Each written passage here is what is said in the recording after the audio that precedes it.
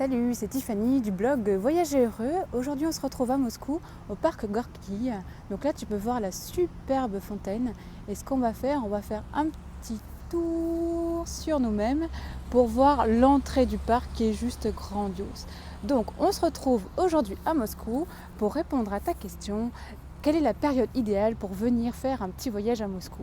Alors, il va y avoir 3 périodes. Mais avant de t'en parler, je t'invite à me rejoindre sur mon blog et principalement sur l'article que j'écris par rapport à cette vidéo parce que j'y inséré des photos qui illustreront justement les périodes dont je vais te parler maintenant.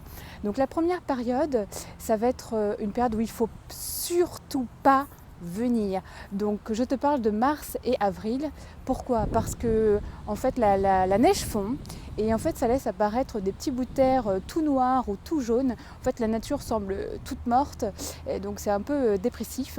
Alors je t'en parle en connaissance de cause parce que j'ai un ami et de la famille qui sont venus me voir justement à cette période cette année et c'est un peu compliqué aussi notamment au niveau du temps parce qu'il fait froid, il fait froid ou très froid. Donc on ne sait pas si on met la doudoune, le manteau, les bottes fourrées ou pas fourrées. Donc vraiment c'est pas très pratique, donc surtout ne viens pas en mars et avril.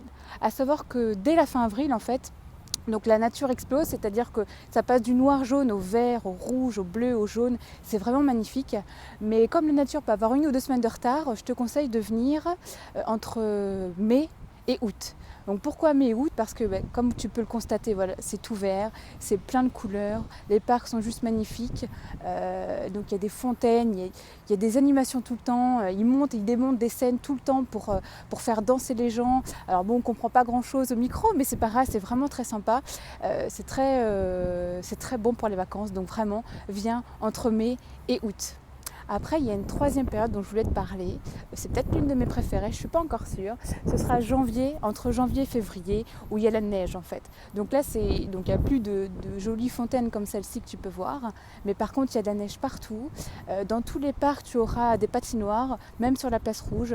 Donc vraiment, en fait, les Russes vivent ces 2 saisons, l'été et l'hiver, à fond. Donc l'été, ils sortent, ils font la fête dehors. Et l'hiver, en fait, ils profitent donc du coup de ce temps froid pour faire du ski dans les parcs, pour patiner. Donc c'est vraiment génial. Donc je te conseille aussi janvier et février pour venir à Moscou. Voilà, donc j'espère que cette petite vidéo t'aura plu, qu'elle t'aura été utile pour savoir quand tu peux venir me voir sur Moscou. Voilà, donc je t'invite à me rejoindre donc sur le blog pour voir quelques photos de ces périodes dont je viens de te parler. Et je te dis à la semaine prochaine. Salut!